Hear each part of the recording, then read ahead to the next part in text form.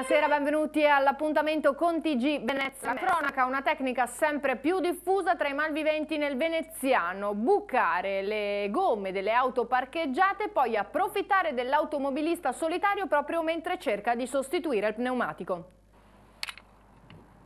Il tempo di cambiare una gomma, anzi molto meno, un attimo di distrazione, il borsello rubato. L'ultimo episodio qui nella zona commerciale di Marghera, una cliente stava uscendo da un grande magazzino e si è trovato la ruota rotta volontariamente da qualcuno che poi l'ha derubato.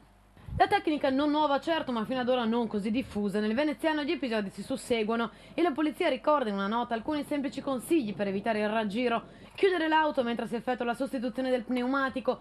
Triste constatazione, ma può essere utile anche diffidare di aiuti non richiesti. Fermarsi in luoghi frequentati e illuminati. L'ultima vittima era appena uscita dal negozio ed ecco la sorpresa: una gomma bucata, volontariamente tagliata mentre l'auto era incustodita nel parcheggio. I ladri, a quanto pare un gruppetto di giovani, hanno agito velocemente. Uno ha aperto la portiera e via, il borsello rubato. All'interno carta di credito, denaro, documenti e chiavi. Alcuni testimoni avrebbero notato un'auto con targa rumena muoversi in modo sospetto, ma nemmeno il malcapitato è riuscito a vedere il volto dei ladri, e le segnalazioni di area videosorvegliata non sono bastate a distogliere i malviventi dall'intento.